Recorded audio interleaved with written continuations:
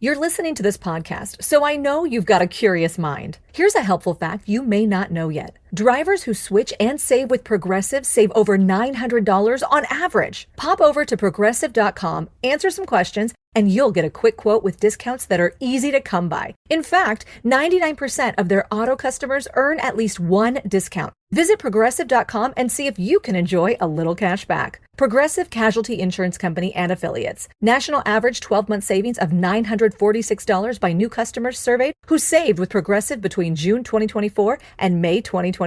Potential savings will vary.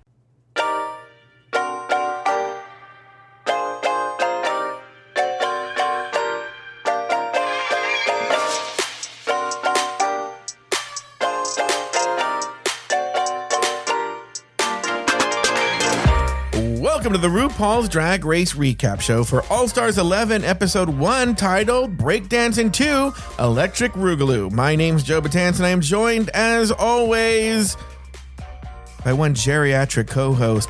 By the way, I'm there with him. From the podcast, Pod is my co-pilot. Please say hello, hello, hello to Taylor the Latte Boy. Hello, Taylor. Hello, hello, hello. I'm back, baby. You're back again. Yep. Here's the drop. I don't think I've ever really talked about this or explained this on the show, but I kind of had to get rid of clip 0. Maybe one day I'll be able to bring it back, because the way I used to do it was then I would pull up the episode on my computer, and then I would use the software that I used for all kinds of sound stuff to pull the audio from the clip that I needed, and then we put it in. But then something happened where these people got wise to it or whatever. It doesn't work anymore. If I pull the audio, it's just silence. And I, you know what? I'll be honest with you guys. I can do a workaround, but I don't give a shit. I'm not going to do that big of a workaround for literally something that plays for 3 seconds. That's how we're starting the season, ladies and gentlemen. We don't give a shit. We're not going to try any harder than we have to. Well, look. By the way, 0 people were like, "Where's clip 0?" So I'm like, "Oh, good. It is actually a lot of work." No, I know. Not that much work, but like enough. You know, Taylor and I just recorded nearly half an hour's worth of material over it just between us girls. Mm-hmm. And now I remembered what I was trying to bring up the entire time. We talked about something else. So I'm going to talk about it right here. I was going to say everybody loves when we talk about Disney stuff. Right? Yeah. But I wanted to show off 2 little stupid toys that I bought.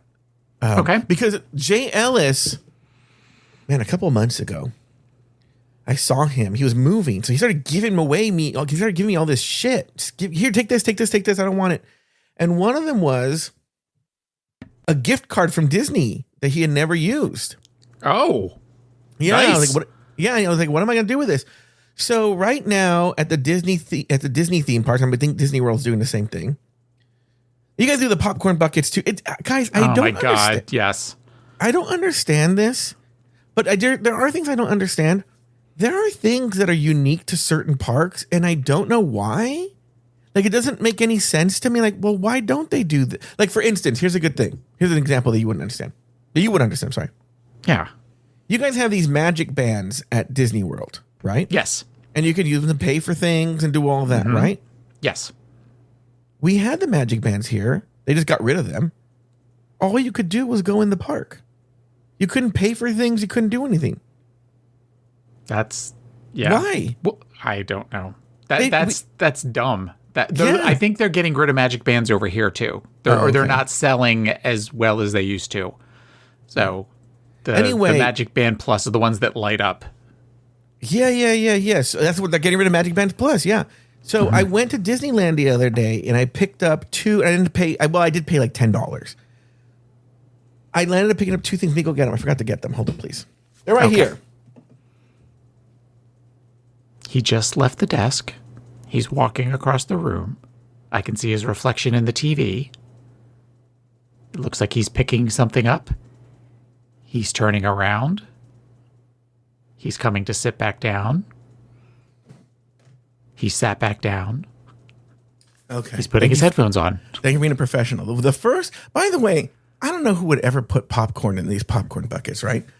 But The first one is supposed to be like the C-3PO in Empire Strikes Back after he's like dismembered or whatever you would call it for a droid. Well, that one's not gold though. That's like black. Yeah.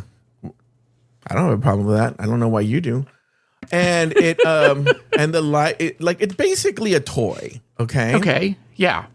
You know? And so that's this one. I know where you put the popcorn. You put it in here. I don't even know how to open it, if I'm being honest with you. Oh, don't break it. I'm not going to break it. I think I figured it out. Did you just figure it out? No, I thought I did, but no, it doesn't. I'm not going to break it. I'm not going to put popcorn in it. So there's that one. Right. Then there's this one. It's the barge that Jabba's on. And I pre-opened the door when I brought it over because it's kind of hard to open. Mm-hmm. And these are basically toys. It has wheels and everything. Yeah. And then when you open this little door, there's a little scene with Jabba and C-3PO. You know, you can't really see with the light on. Hold on, let me turn the light off. I can tell what it is. Yeah, with R2-D2, C-3PO. I don't know what those other characters are called. Jabba. Salacious Crumb. Oh, okay. And they just all live. Yeah, they all live here in this little barge. Now, this one I know where the popcorn goes. This one's not as hard. It goes right here in the barge. Mm-hmm. So anyway, I buy these. Okay, thank you, Disney. The woman goes, I'm walking away. She goes, "No, you forgot your popcorn." So then I'm now walking around with these two things and two big things of popcorn in my hands. Like, I gotta get rid of this popcorn. What I should have done, I don't know why I didn't think about it then, is just turn around immediately and tell two people, "Do you guys want this popcorn?" Yeah. So I go and sit down on a bench like a creepy person at a park and start eating the popcorn. Uh-huh. And then this fat goth girl sits next to me. And I says to her, "Hey, fat goth girl, I just bought these two toys. By the way, I'm a 50-plus-year-old man, and I just bought these two toys. Do you want this other popcorn?" And she goes, "Oh, yeah, thank you." And she took the other popcorn. She took like 2 kernels, and then she walked away.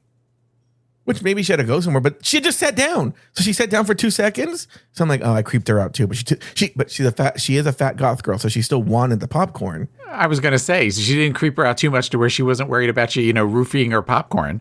No, but she probably thought I'd talk to her and ask for her number. Which, by the way, I saw this girl. She should be happy anyone's asking for her number. Okay. Look, she's gonna insult me after I gave her popcorn. Well, maybe she wasn't trying to insult you. Maybe she's sat down, and then when something about you saying, "Would you like some popcorn?" reminded her that she had some place she needed to be. I don't know.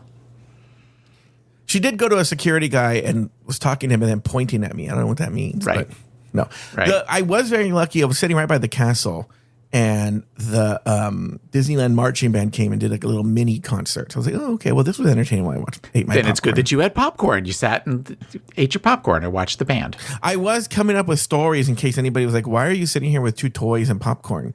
That my girlfriend and her kid were out in the rides. And I was waiting for them. I came up with like a story in case the security guy came over or something. Even though I don't know why they would.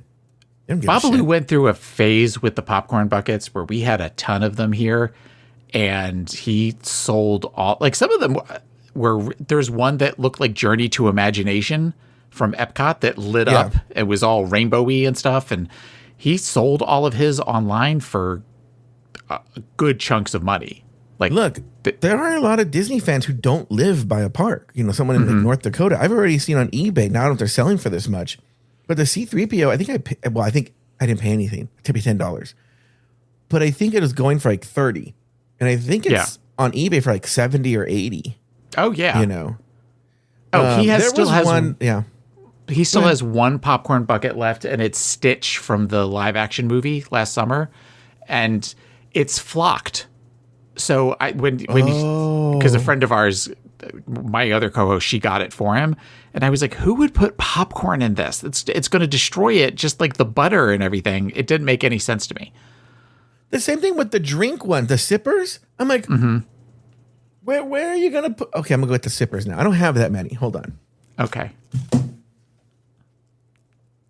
We will talk about Drag Race at some point today, listeners. I promise. Because I have thoughts. And yeah. All right. He's walking back over. He just sat down. Now, He's putting on his headphones. This first one makes sense, right? This first one makes sense. Okay, I can see how you would sip out of this one. It's the apple or something like that from Snow White. So you just put it in there. It's actually a beautiful cup. It is beautiful. I only get the really good ones, right? Yeah. And they have a bunch of them. I only get these, right? So it's a beautiful, almost like a mug. Iridescent. Yeah. It's like a mug, and it's supposed to be like for Snow White. This one makes sense. I still to this day have no idea where the soda goes in this one. And this is the bride from the Haunted Mansion. Let me turn this one on. I always forget how it turns on. Oh, there it is. Okay, but I think it's already on. Who cares? We're going to find out. So it's the bride from the Haunted Mansion. Oh, yeah. I think it turned on, right? It's turned on. Yeah. Oh, because the heart is beating. Yeah, okay. The heart will beat. Where does I have no idea where the drink goes. I know this is a straw. Well, I would think her top third. Yeah, I was going to say the top third probably comes off. No. Imagine if I just walked around with this.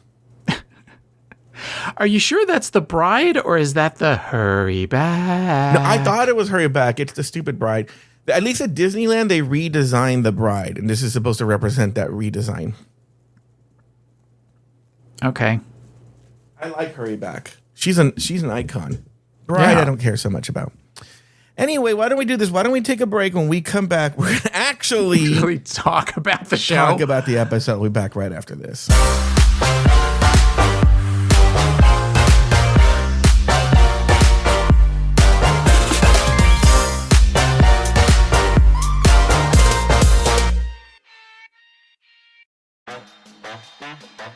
At DSW, we ask the important questions, like, what shoes are you going to wear? Whether you're prepping for wedding season, festival season, or just planning the ultimate vacay, the right shoes can make or break an RSVP. So own the moment. You've got big plans, and we've got just the shoes. At the perfect price, of course. Get ready to get ready with Designer Shoe Warehouse. Head to your DSW store or dsw.com today, and let us surprise you. When you need to build up your team to handle the growing chaos at work, use Indeed Sponsored Jobs. It gives your job post the boost it needs to be seen and helps reach people with the right skills, certifications, and more. Spend less time searching and more time actually interviewing candidates who check all your boxes. Listeners of this show will get a $75 sponsored job credit at Indeed.com/podcast. That's Indeed.com/podcast. Terms and conditions apply. Need a hiring hero? This is a job for Indeed Sponsored Jobs. Experience a membership that backs what you're building with American Express Business Platinum. Unlock over $3,500 in business and travel value annually with statement credits on select purchases from brands like Dell, Hilton, and Adobe, and other benefits. American Express Business Platinum. There's nothing like it. Based on total potential value of statement credits on select purchases and other benefits, enrollments required, monthly and other limits and terms apply. Learn more at americanexpress.com/business-platinum.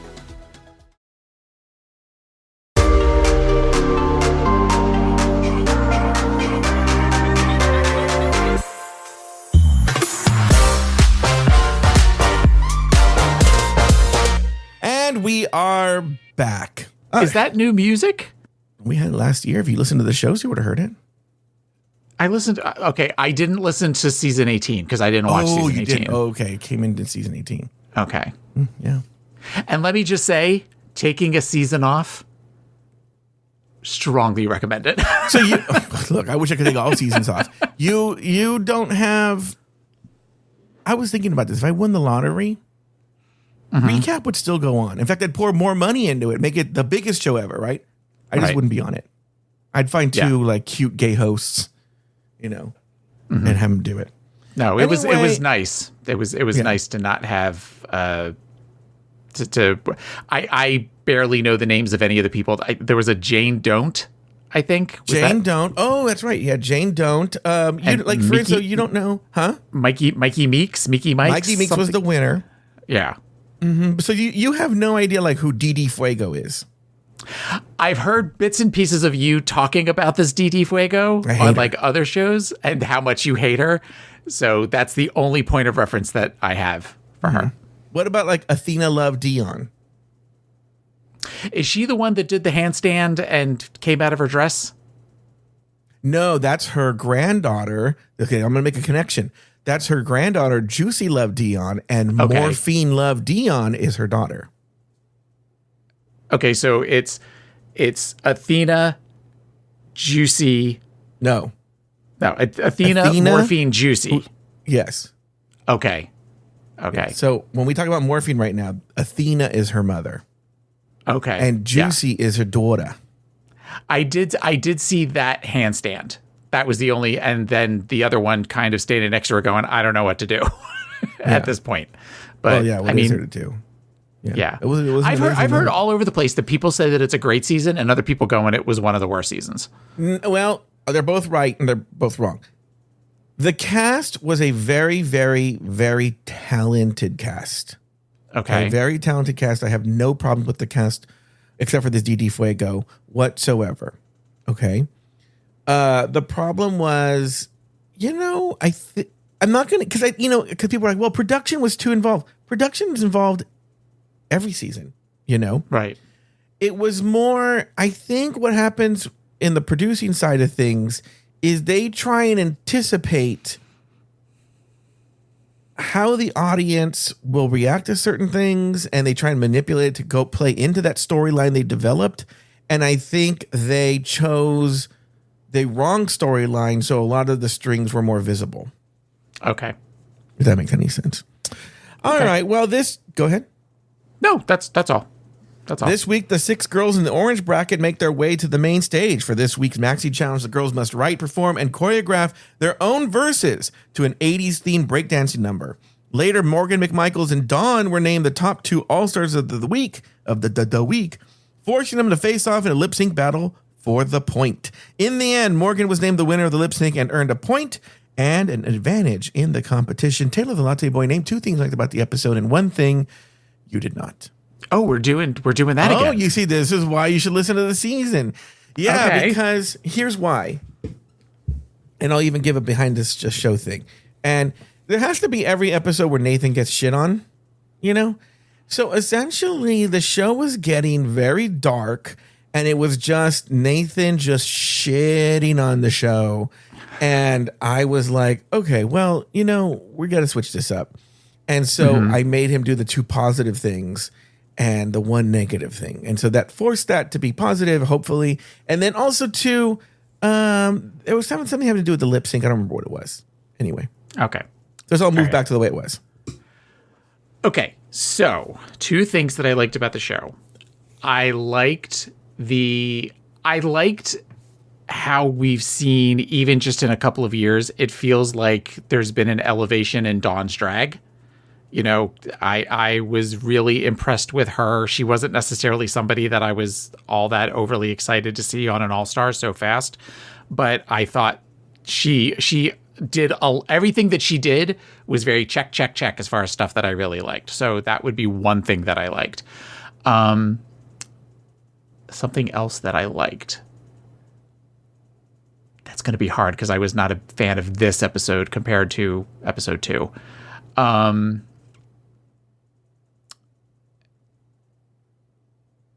I liked the fact that they figured out a way to do an ode to LaToya Jackson. Was sort of, and some of the outfits were amazing. The thing that I did not like, as I just said, I wasn't necessarily a fan of the episode, but I'm not sure about something, and maybe you can help me with this. Is Mystique Summers responsible for Untucked? No, I think what she's getting at is, I think it's the first episode of Untucked is when they have this "Bitch, I'm from Chicago" fight. Right. And season 2 is the very first season of Untucked. They had a show that was like Untucked called Under the Hood for season 1. But Untucked started with season 2, episode 1. I believe the "Bitch, I'm from Chicago" fight is in that episode. So I think she's trying to say, like, I made Untucked popular there. Ergo, it exists because of me. Right. I'm being sarcastic because she brings it up numerous times. Yeah. And it was really like, okay, you had a pop culture moment 16 years ago, and you have made this your defining moment in this show. And it was 16 years ago. What else have we seen from you? What else are we going to see? I think it's one of these things where, she performed so poorly on that season that's going to be the one thing she claims credit for. Oh, yeah. No, I get that. But it still was, she must have said it 4 times in an hour episode. Oh, I know. Everyone at home should know I have intentionally not watched episode 2 to therefore be completely clean and pure during this episode and be like, I don't know what's happening. I have no idea who gets what points. I don't know anything. Right. I get the sense, maybe Taylor can confirm this or not, that there's some drama because I haven't seen any spoilers, but it seems very like something happens kind of thing. You mean during the points? I don't know during what, but during episode 2, there's some sort of drama.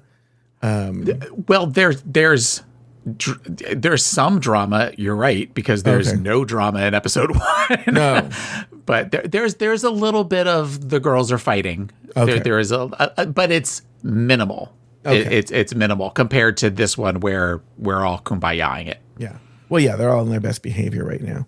So going back to what you said earlier, that's very interesting about Dawn, because I don't know if you listened to Meet the Queens with Robert. I talked about what I found her to be a very like awful, conniving little rat, and this episode just confirmed that for me. She's just a nasty, conniving person, and I don't like that. What was your second part? Oh, the LaToya Jackson thing. Yeah, sure, whatever. All right. But what are yours? Mine are, I don't usually do this, but I'll do this today.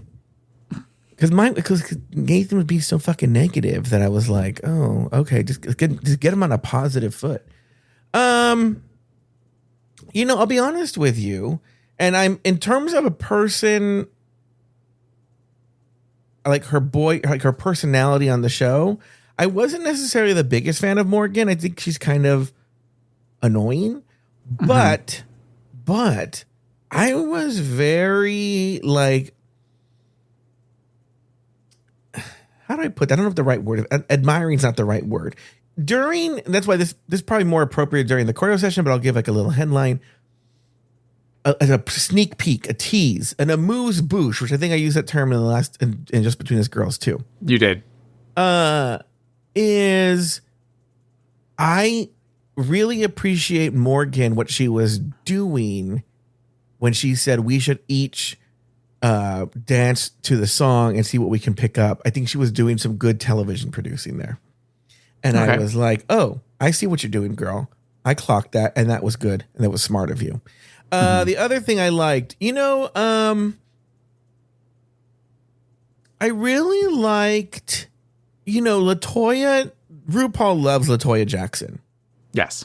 And so because LaToya was the guest and someone that he really loves in a very campy kind of way, she seemed much more full of like life and interest than she usually does.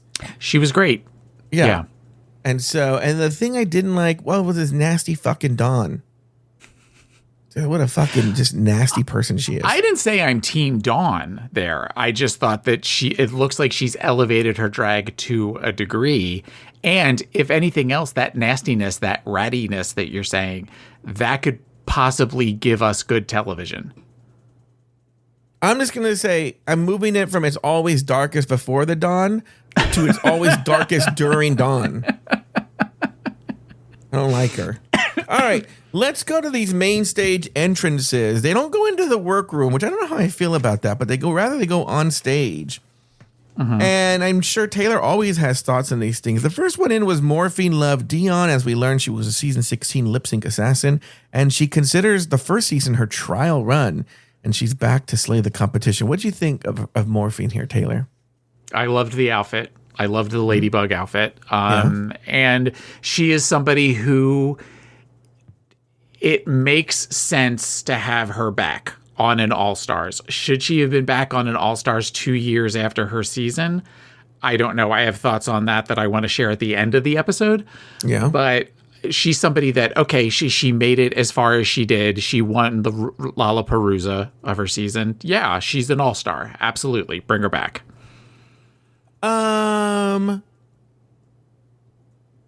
Yeah, so it's really weird. I was very happy to see Morphine. She's not, from what I've seen, episode 1, she wasn't as conniving as Dawn, but she was up there with the meanness, with the jokes about lucky stars and all this stuff like that. But for some reason, I don't know what it is, she gets more of a pass for me than Dawn. The only thing that she's not, where it feels like for season 16, she was the narrator of season 16. I mean, I think they've even talked about that she got more interview time than anybody else. It's a much more muted Morphine, I think, in this regard than it was her season on season 16. And that could also be because her makeup isn't as like over the top as it was in her interviews. But I wasn't getting as much. Like when you saw Morphine come on for the interview, you knew she was going to have something really quippy to say. And it didn't feel like that was quite the way it was this time around. Okay. Next, we have Lucky Stars, season 17, first out queen. She, according to her, has new and improved drag. Your thoughts on Lucky Stars when she came out? That's one that I don't get. I want to give her the opportunity to really kind of wow us and show us what she's got that's different. I don't know that we're necessarily going to get that in 3 episodes, but even I think on an old school version of All Stars, I don't know that she'd be around long enough to necessarily show us how she's changed. So I'm not sold on her yet from what I've seen. Her drag's fine. You know, I had a lot of thoughts about Lucky Stars when I was watching it. One, I was thinking about, you know, sometimes you'll see this thing that when you criticize a drag queen's performance on RuPaul's Drag Race, some people will say like, don't discredit their drag, and she is a perfect example of, I think her drag aesthetic is great. I feel it has a place. I'm sure she's a fantastic drag queen and a fantastic drag performer. I just don't know that she's right for RuPaul's Drag Race, and I don't think it works on RuPaul's Drag Race. Okay. She's more of a Dragula girl to me. She's something. I don't know what it is. Well, I'll tell you what she's a Dragula girl in. There is something about her boy confessional personality that, and I don't know if I clocked this in season 17. She gives me like serial killer vibes. Like misfit who thinks he's really funny and will kill you. Thank you. So we're not going to discredit her drag, but we're going to call her a sociopath. 100%. Okay. 100%. That tracks. That tracks with afterthought. Yeah. Oh, no. Her drag, totally valid, totally great. As a person, she's a horrible human being. I should probably be committed to, you know. Yeah. I'll discredit her as a person, but not her drag. Yeah. That's bad. Technically, That's bad. She's in Miami. I could have her Baker acted if necessary. You know, yeah, good point. Mystique Summers dropping the Madison, an early out in season 2 and a legendary figure from the original Untucked, according to producer Scott Dreyer. I didn't know that. What did you think of Mystique Summers Madison coming out? I was excited for her to have the opportunity to come back. I'm underwhelmed. And this, as somebody who loves old school drag, I feel like the show has moved beyond what she does. And it's almost like hard to watch because she's still living in a 2004 drag world and we're in 2026. Yeah, I think you're right. Here's the thing, too. And look, I'm glad for her health that she's thin. Yeah. I think I liked her better fat. At least in terms of this show. She doesn't look like herself. Like usually like when people lose their weight, like you could say, okay, I still see the face in there. She looks like a completely different person. Yeah, I totally separate them. You're right. I see the clips and I'm like, oh, there's Mystique Summers Madison. And then there's this other person. Who's the one that was Brown Cow Stunning? Not Monet Exchange. Monique Hart. She looks like Monique Hart. She does kind of look like Monique Hart. You're right. Yeah. She does. I'm like, oh, it's like a Monique Hart without the annoying voice. And look, this is her gift. She gets 3 episodes on All Stars. And that's it. Thank you. Next, we have Morgan McMichaels from season 2 and All Stars 3. She feels she hasn't reached her drag race potential. Your thoughts here on Morgan McMichaels? I think Morgan does make for good television. So Morgan back for a third time makes sense to me. And she's definitely playing the game. I can see her playing the game and thinking out points and all of that kind of thing. The outfit, in theory, we talked about this last night. We had a friend over and we all sat and watched it together. And nothing like a friend of ours. Yeah. A friend of ours, Josh. So, we don't have a pool. So there was no pool orgy going on. We always, you know what we had instead of a pool orgy? Crumble cookies. We all sat and ate crumble cookies and watched. Have you seen Josh naked? Yes. In person? Yes. Okay. Go on. No. All right. Anyway. I lost my train of thought. You're thinking about Josh and a train. Shut up. The outfit, in theory, great concept for an outfit. Execution, I get what you're trying to do with the geometric, but it was too floppy. It was too Halloween witch's hat that it was too floppy and it was distracting. Thank you. You're welcome. Look, Morgan has this quality. You can't take your eyes off of her. So she draws, whenever she's on screen, you're looking at her. She does make great television. I think she is an amazing all-around drag queen. Yeah. The bigger question we'll get to at the end is whether she deserved to win. I don't know. As of talking about this right now, I'm not sure. Right. But, yeah, she deserves to be there. She's an all-star. Yeah. Next, we have Dawn. Wait, I'm trying to say it the way Taylor says. Dawn. She's season 16 high concept queen, and she's here to make bold choices and play to win. Your thoughts on Dawn?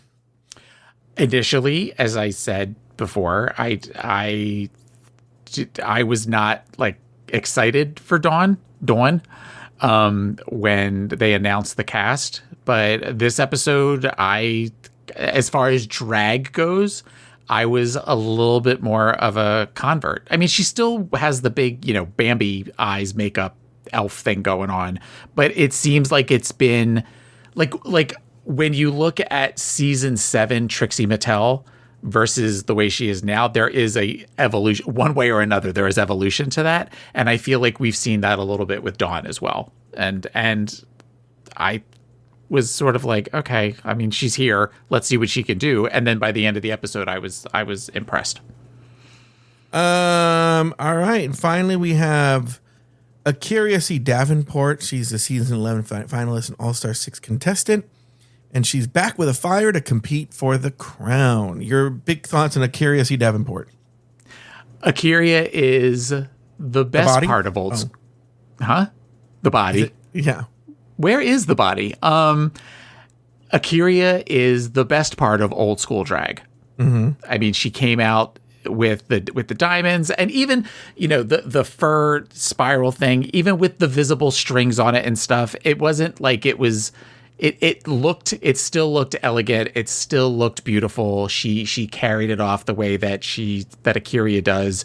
We know that she's the full talent, and she is somebody that I was glad to see come back for another season of All Stars. She's a tricky one. And again, it's funny how these people evolve, but they don't evolve because, I did a whole dossier on each one of them and we talked about it on Meet the Queens. And one of the things that, repeatedly came up with Akira was she had the talent, she had everything. She had the unt. She had the uniqueness, she had the nerve, she had the talent. but she's not the most charismatic person, particularly out of drag. Okay. And I think only in episode 1, that's semi-proven to still be the case. I think she's there. She delivers, and you're always like, oh my God, this bitch can work it. But in the workroom, does she create great TV? I don't know. Not so much. I've only seen episode 1. All right. In the workroom, the girls get to work on the challenge. Mystique clocks Morgan's new mug. Meanwhile, the queens gather in pairs and kiki about the other queens in the room. Who is old, who is weird, and who are friends. Later, as they work on their verses, the girls continue to throw shade and bond with their sisters. Next, RuPaul entered the workroom for some table visits. Morgan just wants to make RuPaul laugh. Morphine shares the details of her auto accident. Athena explains her decision to leave. Akiria explains her decision to leave behind the All-Star 6 Lollapalooza, and RuPaul mentions that Mystique campaigned for years to get on All-Stars. Taylor, let's stop right there. Let's first talk about the workroom stuff. I'm going to be honest with you. Writing the script and looking at the outline that Scott wrote, our producer extraordinaire, it was hard to really put together something because it's really just we're on our best behavior. We're sisters. Oh, ha, ha, ha, this, ha, ha, that. But did you have any thoughts on anything in the workroom? And unfortunately, if this is any indication, we're going to have that 2 more times. Okay. Because we're going to have 2 more groups of girls that are going to go through their episode 1 and everybody be very, very chummy. I thought that the Ru visits in particular, and I want to talk about Akiria and Mystique's in particular.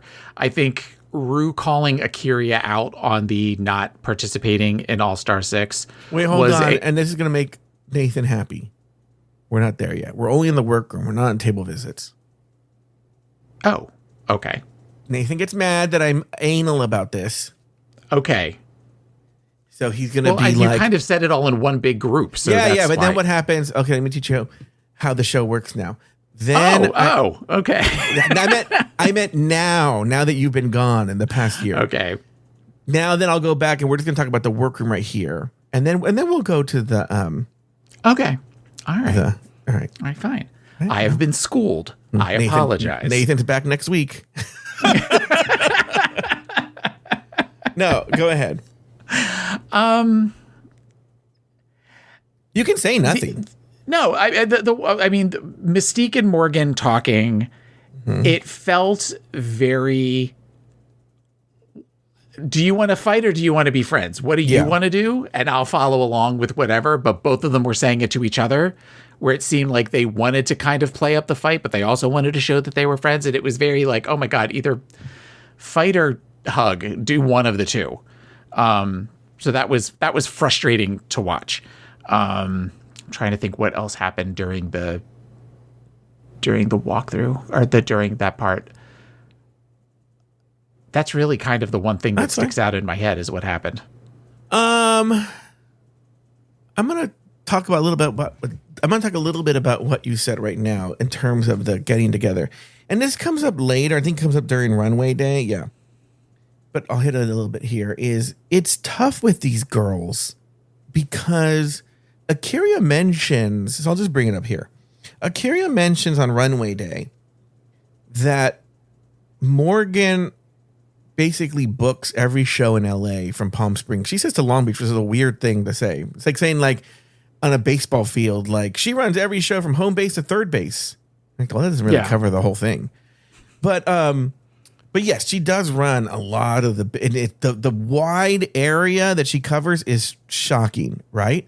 So we are dealing with someone who is a mogul, and a lot of this. I'm very curious about the politics of this because she's a mogul who, for all intents and purposes, do you really want to piss her off? Because in terms of working in Los Angeles, she is the de facto person who runs that show. You know, she's a queen maker or a king maker. Yeah. And so you can't really piss her off that much. And so that's why I mentioned this on Meet the Queens. I go, they're going to have to address the season 2 fight, but it's so dumb because, you know, here and there I'll look at Dream Girls Review and who at lineup is there. It's coming up on Mondays. That's one of the show. That's the big show she runs at Mickey's. And Mystique Summers Madison is constantly at Mickey's, right? So I'm like, okay, they clearly work together all the time. These girls are good, you know, but they have to for the show. Right. Pretend like they're not. It didn't seem genuine. That's what I'm saying, is really it was sort of a what are we going to do kind of thing. And it just was, it was like, okay, we get it. Any other fight that there has been on one of these shows where they bring both girls back for All Stars, I can't think of one where they were still fighting when All Stars came back on. Yeah. I mean, the only thing that I could think of would be India versus Derek on that one season, but that didn't happen on the show. That was something that happened at wherever it was that they were performing. Piranha in Vegas, I think. Am I wrong? Well, you also had the thing with season All Stars 1 with Alexis and Mimi. Right, Alexis but that didn't happen on a season of All Stars. It didn't. You're right. Same thing. Wasn't there some sort of drama last season with Tina Burner and somebody? I feel like Tina Burner had something with somebody else too. I don't remember. I do want to be honest. Yeah, I totally forgot Tina Burner was on last season of All Stars. I also want to talk about Morphine. She and Dawn are being very cunty at their table and making fun of people and stuff like that. But I do have to agree with her that I am done with the, fake putting the crown on the head and come on, Mama Ru, give me that crown. You know. So I was props to Morphine on that. All right, Tato the Latte Boy. Let's talk about those table visits. What do you think about RuPaul's talk with Curious E. Davenport? What I think was the fact that she brought up the season 6. Was that All Star 6 that they did that? The game within a game? All Star 6, yes. Right. Was basically her way of saying, we are so glad you're back. You're never going to win this. Oh, you think so? Because you didn't play the game last time. You might make it to semifinals. There's a really good chance you're going to make it to semifinals for reasons that I'll talk about a little bit later on. You're not spoiling episode 2, are you? No. Okay. No, I'm not spoiling episode 2. I'm just saying, no, I mean, girl, come on. What? I'm really pulling for Lucky Stars. Okay. Well, I wanted to see her kill everybody on the stage. I just didn't think that it was an odd thing for her to bring up like that. But I also think that Akira's answer was honest. At least it appeared honest. It appeared genuine. Look, I knew I was defeated at that point, and I knew I wasn't going to give you what you wanted, so I decided to leave. Mm-hmm. Some of the other ones probably should have taken that into consideration when they performed in Game Within a Game. Yeah. All right, RuPaul, Mystique Summers Madison. I want to talk about this. Okay. RuPaul must have been. This is probably how Mystique made it on. There's nothing RuPaul loves talking about. There's 2 things she loves to talk about: memorizing lines, and somebody losing a lot of weight. She is fascinated with people losing a lot of weight. Of course, she was going to bring that up. But of course, I also do love her throwing the shade about basically mentioning that Mystique had been begging to be on All Stars all these years, and finally they threw her a bone. And I bet you it's because she lost all that weight. So I was very amused by that, because as we know, there's nothing RuPaul loves more than transformation. Well, and even going back to speaking to that, and in the beginning, when they did her little clip video when she first came out, and they showed the scene of her going, I wanted to be sort of like a mall country goer. And you hear RuPaul laugh at her for saying that. It sort of is very like, damn. I mean, usually they cut that part out, but yeah. It's definitely, this feels like a bone throw. Yeah. All right. Any other thoughts on the table visits? Any other thoughts on the workroom? No. All right, let's move on. Later on the main stage, the girls get to work on their choreo. The girls ask Morphine to choreograph, but privately she's reluctant. Morgan suggests that each queen shows what they got, but some girls refuse to participate. Later, Morphine takes the reins and helps choreograph the show. Oh, also, Kyria ripped her pants. It's runway day, and the girls get ready for the main stage. As the girls put on their makeup and their clothes, they share their thoughts on their strategies for the game and their progress so far. Later, Dawn makes a play to get Lucky to swap points. Now let's start with the choreo session, Taylor. Any thoughts there? This was the part of the show that my husband started to get angry. Oh, really? Yeah, because he was saying, this is all so fake. Don't they have a choreographer that helps them with this? And so we were all talking about it's well known that they help them over the weekend, so that way they kind of all get together. I don't know how successful that was with the final product, but yeah, that this just seems like there's something else they could have hopefully found that they could have put in instead of this, because this was a nothing burger as far as arguing goes. It just showed them all getting snippy with each other, but it didn't result in a fight of any kind. And I mean, I get that Morphine is the dancer of the group, but she didn't necessarily, I don't know that she's a choreographer per se. She's an amazing lip syncer and dancer, but trying to get everybody on the same level of her was not going to happen. So we talked about this in season 18. It came up. There was a contestant named, what the fuck was her name? I already forgotten their names. But she was like actually an experienced dancer. Be a star. Okay. And like really experienced, like danced with Britney Spears, Jennifer Lopez, like all the big ones, right? But whenever she would choreograph or do it, it wasn't that good. And I was talking about how there's a difference. Like I was using myself as an example, is that I'm an amazing, you give me a recipe and I can cook it. I'll even say maybe sometimes better than the chef intended. Right. But I do not think like a chef. If you gave me a bunch of ingredients and said, make something with this, I'd be like, I wouldn't know what to do. Right. Right. So, I think the same way was true with Mia Starr, and I think the same was true with Morphine. Morphine's a good dancer, but Morphine's more of a good dancer in the school of Kennedy Davenport, that she can like improv on the spot really well. But I don't know, choreographing is a whole different art form and a different skill, and I don't know that necessarily Morphine has that. Any other thoughts on the choreo? No, that was the part where the group all was talking about how this was sort of a challenging episode to get through. That my husband in particular was like, if we didn't have company, I would get up and leave and say, you're on your own for this. It happens every year. You were right. They typically do these things on the crew weekend.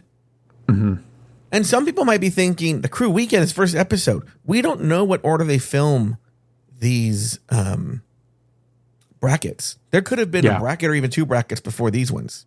They determine the order later. That we're going to see it.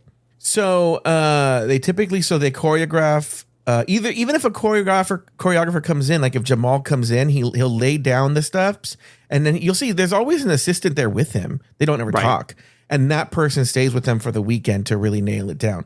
And it probably those break dancers were the ones that choreographed it or something like that, and worked with them over the weekend. But you're right. That's their Friday, and then they come back on Monday, and it's already all finished.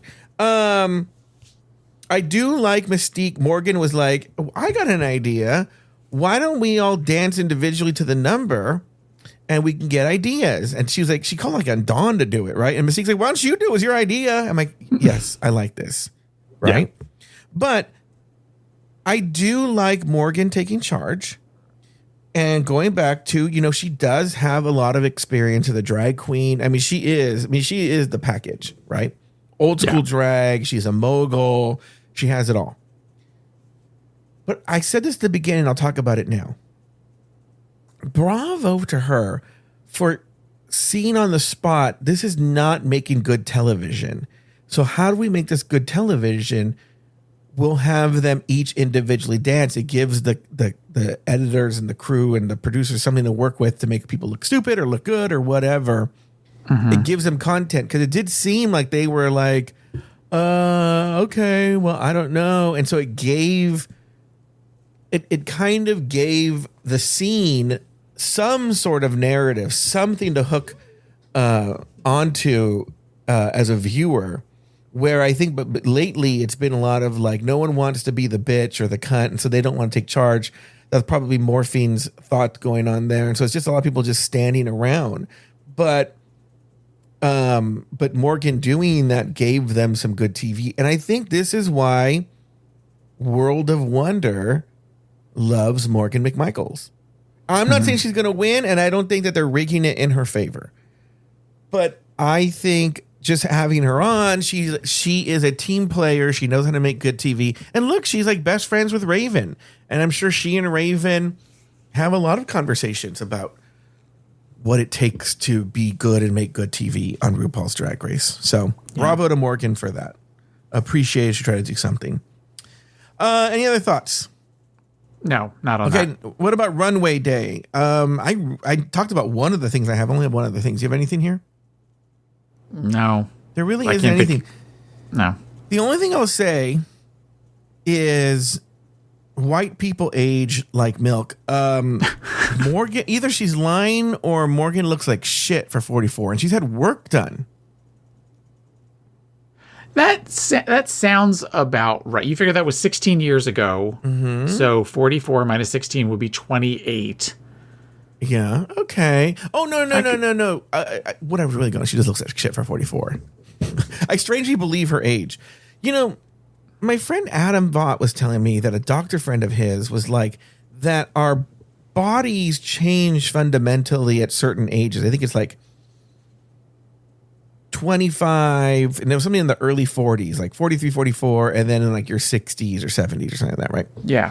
And so I think Morgan is right there. She just looks. What's funny is I'm going to say, well, how old do you think she looks to? I'm like 48, so not much older. But what I'm trying to say is she looks like she already passed that hump. Is what I'm trying to say. Yeah. Do you have any response to that, Taylor?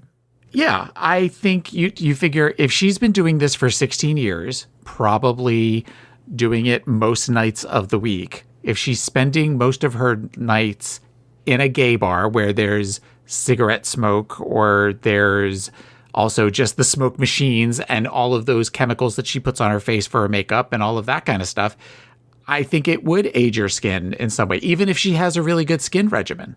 You know what? That's a very good point. I didn't consider that. Just being out late, too, I think. Yeah. Just being out late. Yeah, I think you're right. Very good point. All right, let's go to that Maxi Challenge, Breakdancing 2, Electric Rugaloo. Did you have any big thoughts there? Big old mess. It was not good. It was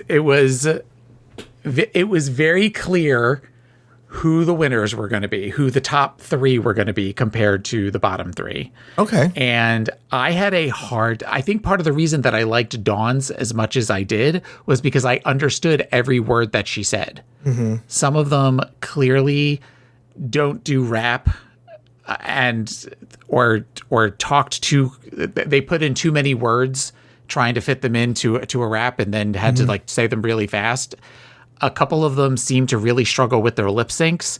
And Josh said that he noted that there was not one wide shot of all of them dancing all at the same time. They just, anytime they showed more than one dancing together, they all seemed out of sync. Mm-hmm. Yeah, I guess they really needed that weekend. Another weekend. Mm-hmm. I think I'm a little bit more generous than you were. I like the Kyrias. Dawn's I expected worse. I think that's why I was pleasantly surprised. Morgan I thought was just mid, if I'm being honest with you. I mean, I think I thought it did a job.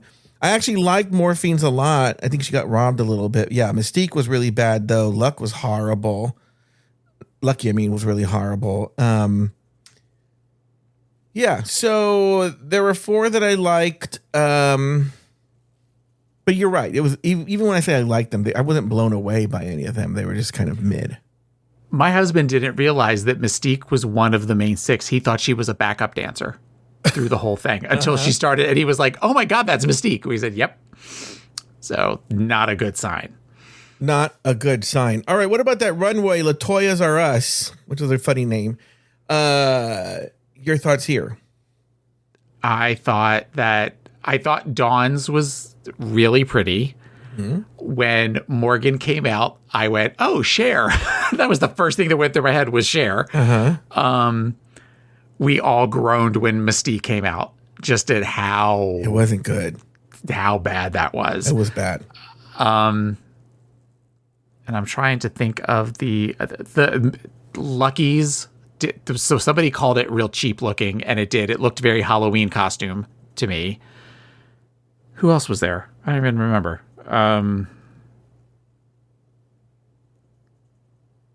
Who did I miss? I don't know. me see. Akira. Akira came out in. Oh, that's not. If I can't remember it, that's not a good sign. Yeah. Well, look. I mean, when you're playing homage to LaToya Jackson, which, by the way, all the looks had to do with her review at the what was it? The Can or the Moulin Rouge? Moulin Rouge. Akira's was from Atlantic City. That's all it said. For a night in Atlantic City, and she had the big bow in the front, which that was a cute. It was a cute look, but it was very basic. Yeah.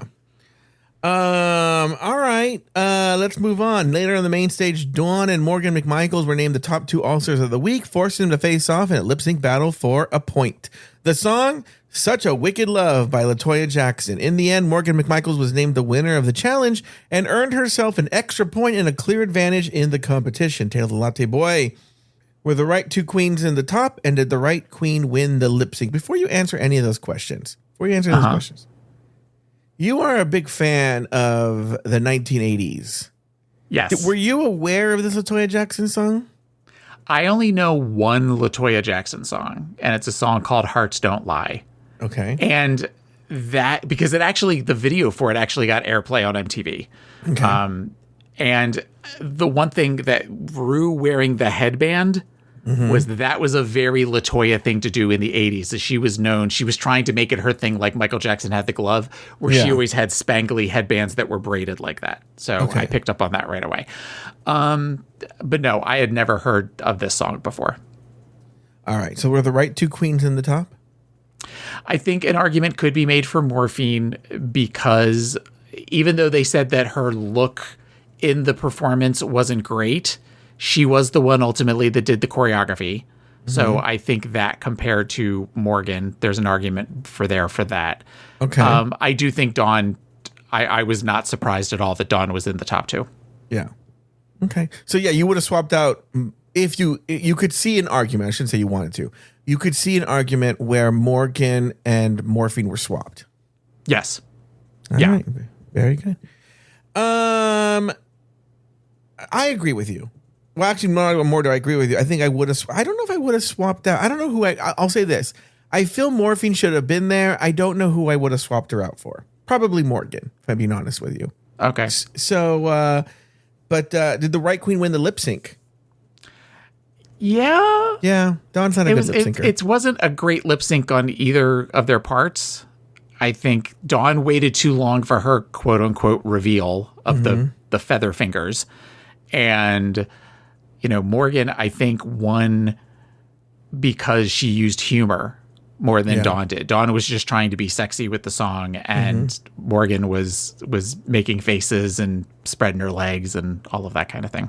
So I think that, I guess of the 2, Morgan should have won. Yeah, I think Morgan should have won. So I think she was better just overall. All right. Any other final thoughts on the episode, Taylor? So, I had mentioned this, and this isn't my idea, but this is my friend Josh that was over. He had brought it up, and I had said I was stealing this. I would like to see them do something slightly different for All Stars 12 if they're going to keep this Tournament of Champions thing going, where I think, or Josh thinks, but I agree with him, that if you take 16... Does Josh beat you? Why do you have to No, I just want to give credit where credit is due. So there are how many queens? 18 queens total? There will be a total of 18 queens. Total 18 queens. Okay.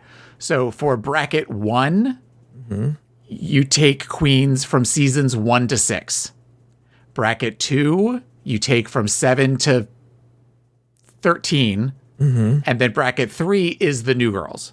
And then the semifinals is you put them all together, because there seems to be almost a distraction of girls that, the new girls versus the old school. And I think it gives a disadvantage to old school girls that do things a certain way compared to the newer girls that we've talked about the idea of doing. You've talked about the idea of doing a season of older queens, meaning like 35, their 30s and 40s. Yeah. Just to kind of give that its due. And I think that might be a cool way. That may be the cool twist to next season or a future season if they did it that way. The other thing is I did not remember that 3 girls from each bracket got to go. when they announced that and everybody went, oh, I'm like, wasn't that what happened last year? And then they said, the people I was watching it with said, no, there were 3 left last time. Wait a minute. You just made me realize something. What? How would these girls know that? Because LaToya gives a lot away here. They said it was LaToya's birthday. And I looked it up. LaToya's birthday is on May 29th. So they filmed this before All Stars 10 aired. No. All Stars 10 would have started in early May. Oh, you're right. Never mind. Sorry. This is in August? No. Oh, okay. All right, go ahead. Sorry. Conspiracy theory done. Okay. No, what are your thoughts on what I just said about the brackets? It's a good idea. I just wonder, Robert had pointed out that as with Mystique Summers Madison now at All Stars, every single All Stars, every single season 2 contestant, with the exception of Tyra, has been on All Stars. And I wonder if they've mined these 1 through 6 girls. I don't know enough so they don't want it. Well, there's still some people they haven't brought on. They haven't brought on the, I think she stopped doing drag. The one, she was in season 6. She was actually really good. She went pretty far. I can't remember her name. The come in and the asking Cher's mom but the abortion and stuff like that. What was her name again? Oh, she got married in the finale, but now they're divorced. Yeah. Somebody is screaming this right now. Somebody's screaming that out. Yeah, whatever their name is. The one that did the wah-wah. Yeah, wah-wah. Her. She hasn't been on. But I think someone said she might have stopped doing drag. I'm not sure. I'm just wondering how many girls are left to mine for that. Other than that, I think it's a good idea. I like it. I'm for it. I agree. The only thing is a casting headache. Anything else? No. All right. Going back to LaToya telling on the show. When she said, if you get red, you don't have to stay. If you stay red, you don't have to get red or something like that. Yeah. I'm like, oh, they write the jokes for these people. Like, they try and pretend like they don't, but like LaToya Jackson doesn't watch this fucking show. So the fact that she's quoting the show, they gave her that joke. Or I wonder if LaToya Jackson is so... I cannot with these people. Taylor, I'm going to do a little bit of a bitching here. I have physical therapy for the first time on Monday. Mm-hmm. The physical therapy place is like fucking stalking me. I get like 4 to 5 text messages a day reminding me that my appointment is on Monday. Sorry, I just got one right now. Okay, I was going to say, what does that have to do with LaToya? Is LaToya Jackson your physical therapist? I was just talking, and I saw on my computer the message come up from them saying, just a reminder, Taylor, I got one 2 hours ago. But that tells you, I do things like that with clients all the time where I text them and I call them and all that sort of stuff. And they go, yes, I will be there. And then they just don't show up. Maybe that's what it is. I don't know what it is, man. So I'm going to talk to them on Monday when I go. I'm going to be like, can you please stop with this? Anyway. I don't even know what I was saying. They just want you to get better. Yeah, get better, all right. But get better and punch him in the face with my new good shoulder. Yeah, maybe they, you know what? I'll give them this. Maybe they had to write it for LaToya because she's such a dummy. Yeah. Yeah. Thank you. Anything else, Taylor? No, I think that's good.